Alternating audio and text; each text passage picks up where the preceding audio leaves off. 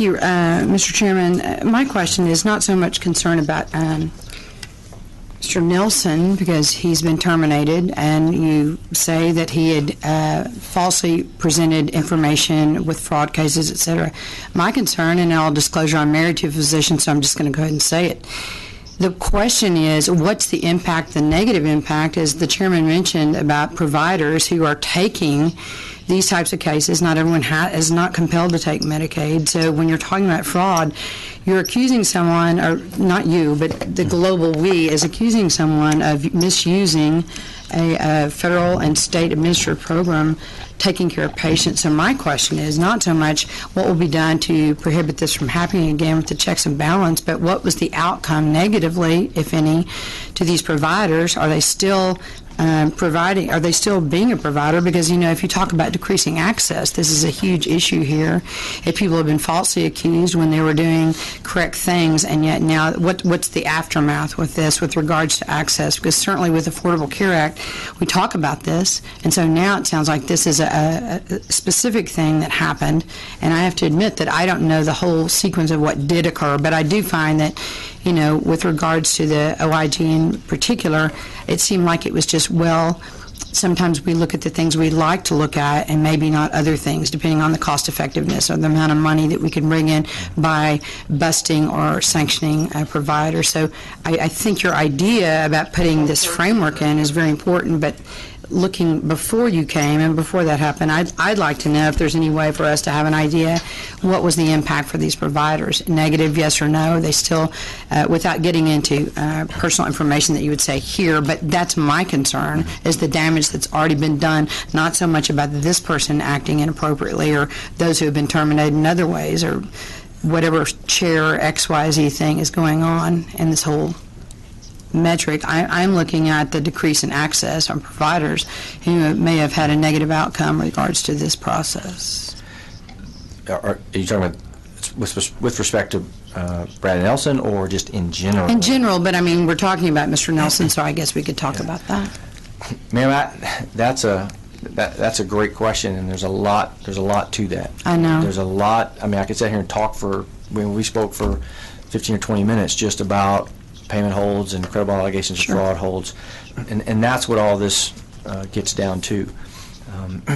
So, excuse me, for the end of the day, you know, we're talking about taxpayers' money and fraud, but really what we're talking about is patients. Right. So for me, you can talk about this physician's reputation or this person who's being terminated or fired or blown up in the media or whatever, but at the end of the day, it impacts patients, and that's the most important thing to me. So I don't want to belabor the point for the whole committee, but I would like to visit with you some more, and I feel badly for you that you're just walking in because you have the target on you and you haven't been here very long. But I appreciate your measured response, but I do want I could try to know reframe more. it just for this, and then we can have longer discussions later, but do you, from your vantage point, I certainly have an opinion, but from your vantage point, do you think that what has been going on with the OIG office, that it has impacted doctors not wanting to do Medicaid? Yes, I think it has. And the people that suffer are people? I think it has. But I will say, I mean, and you and I had this conversation, there has, the office, the Enforcement Division who pursues Medicaid provider cases has been operating with a set of instructions. When you go back to 2011, 2012, there wasn't a whole lot going on. They were not doing much. And then leadership changed, and that drove activity. It got things going. It started stuff. Now, as we've dug into that and we've seen some of those results, I think it's time for a change in that direction, some change in how we do that business.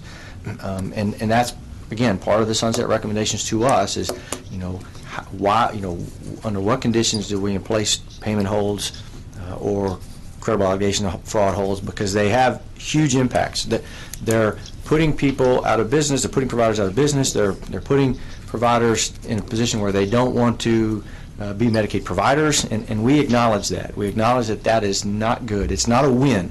It's a win over here for the state because we stop taxpayer dollars going out for reasons that it should, potentially, but it's not a win for the providers. And so We have a number of ideas, and I used RAD as an example of a change we're making within the investigative process that it's more effective, smaller amounts, and doesn't put providers out of business. I think we have some other options as well, but I haven't dug enough into those to determine are they viable or not. And I think Mr. Bowen, if he is approved, he has some very strong ideas on how to go do this as well. And he's a proponent more of a stronger audit arm than we are currently using in these cases. So I think there's some opportunities to make that change and be much more supportive of the provider community as we pursue that wrongdoing. Dr. Spitzer?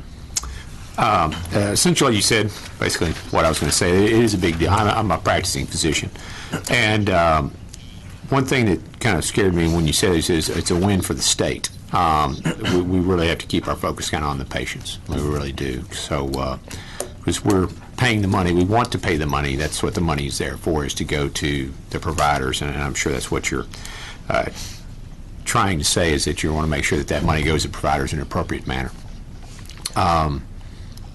And so, but other than that, I don't want to beat you up. You said essentially what I was going to say, so thank you.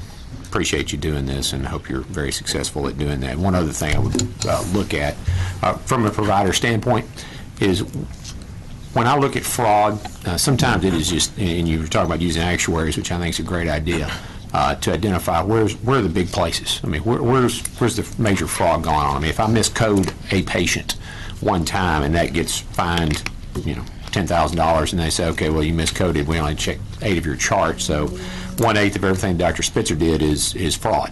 And so I think that's a terrible way to do things. But if you look actuarially at it, look where your big hitters are. I mean, there's going to be durable medical devices. There's going to be some places where there's some big fraud going on, and it should show up pretty easily. When you're digging through the weeds, though, so to speak, to try to find this doc or that doc, the docs are generally out there trying to do the right thing. Most of the providers are. And so, but there's some, and I think they would be fairly obvious, and they have been in my experience to see that. And I would hope that you would look for the big folks, where the big money is, and try to do that as opposed to sending a bunch of people out, because the doctors are scared. I mean, they really are. When you say you want to take Medicare, they're like, or Medicaid, I'm sorry. Do you want to take Medicaid? So it's not worth the hassle. I mean, it's just not. I'm barely breaking by, and I put myself at risk for getting, OIG inspections, and it's just not worth the risk. And so anything you could do to limit the beating down the doors of the docs or the nurse practitioners or whoever it is that's out there providing care, I would sure hope that you would do that and go for what your big targets are, because most of those guys are just out there trying to earn a living.